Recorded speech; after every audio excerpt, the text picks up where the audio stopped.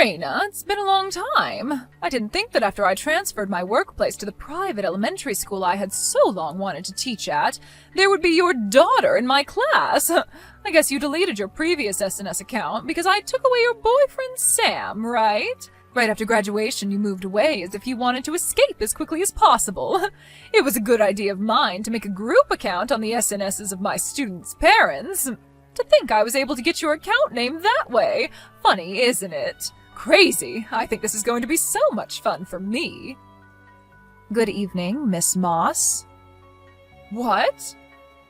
I don't intend to have any private relationship with you, so I will act as my daughter's homeroom teacher only. If you could do the same, I would appreciate it. Oh, really? You're a boring woman like you've always been. Well, whatever. I hope you'll have a good time this year then. By the way, Raina, you were raised by your mom, right? A single-parent family? It totally makes sense. Good evening, Miss Moss. Yes, my mother raised me, but is there something? Then your mother got divorced from your father, right? I don't think I'm obligated to answer that question to you. I see. You're going to keep that a secret, I see. Are you asking this question to all the other parents of your students? I believe there are other families who are in similar situations. I don't ask such a thing to everyone. In that case, I also have no obligation to answer you. What? It's not like it would hurt to tell me, right? We're friends, aren't we? I don't plan to have any dealings with you whatsoever, except as my daughter's homeroom teacher. Please excuse me. Hello, Raina. Would you have a moment? It's about the homeroom teacher. Oh, hello, Vicky. It seems that we both have our daughters in the same class this year. That's right. I hope we'll have a good school year together. Yes, me too. And you said something about the homeroom teacher? Is it true that you and Miss Moss went to the same university and were in the same school year? Oh, yes, that's right. But we weren't all that friendly with each other to begin with. At school, I plan to interact with her only as my daughter's homeroom teacher. I also told her that. I see. But in that case, it might be easier to talk about this with you. What happened? Well, today, my daughter came back home crying. Oh? What happened? She was asked to solve a problem that they hadn't covered in class yet, so she said that she doesn't know the answer. Then Mrs. Moss said that this is why a family with a single parent have stupid kids, and those who grow up without a father come out this way, and so on. She was under verbal attack for quite a while. What? Then it seems that your daughter, Judith, tried to help my daughter. Oh. I am really grateful for that, but since I know that your family is also like mine, so if you become the target, that would be very troublesome, so I thought I should let you know about it. Thank you for thinking about us. I'll ask my daughter about this later. It might also be helpful if you could let me know how you might handle this if that were to happen. Yes, I see. Thank you for the information.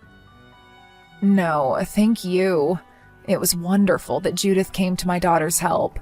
If there's anything else that comes up, I'll pass that along to you. Yes, thank you. Miss Moss, do you have a moment now? Oh, look who it is. It's rare that you would contact me, Raina. My daughter came back home crying from school. She tells me that you tore her textbook into pieces. Could you explain what's going on? Oh, about that. This is also your fault as a mother. Me? I know you're poor since you come from a single mother's family, but that doesn't mean that you don't have to pay for the tuition. I am paying the tuition. You were crying on the phone as you were called to the office to say that you can't pay for the tuition. What? Did you think I wouldn't know about that? Unfortunately for you, I happened to be in the office at that time. As punishment, I tore your daughter's textbook because she didn't pay for her tuition and attend my class. I am also working for my salary. I will deal with these matters as business. Excuse me? Are you talking about the matter regarding the system error the bank was experiencing on the day of the money transfer? What? I happened to go to school on another matter. I just telephoned the office to inform them that I would pay the tuition in person and in cash. What? You can confirm with the school. There would be record of the payment. What? You paid? Yes, I paid for the whole amount. Miss Moss, you were also making another girl cry yesterday, weren't you? What? I don't know what you're talking about. Like my family, this girl came from a single mother's family, and I hear that you asked her to solve a problem that you haven't covered in class yet. When you saw that she couldn't answer the question, you brought up her family situation and showered her with verbal abuse. It seems like you are quite biased when it comes to a single mother's family. Miss Moss, would you care to tell me out of what reason you are doing such a thing? What? You don't realize it yet? What are you talking about? This is my revenge to you. What? A revenge? You think you can send your daughter to a private school when you come from a single mother's family? That's not where you belong. I thought I'll start by giving that girl a bit of a hard time. But as for you and your daughter, I can't forgive both of you, so I'll just beat the crap out of you both. What do you mean? Your daughter. Her father is Sam, isn't it? What? It seems like you divorced him a long time ago, but it basically means that you took Sam away from me.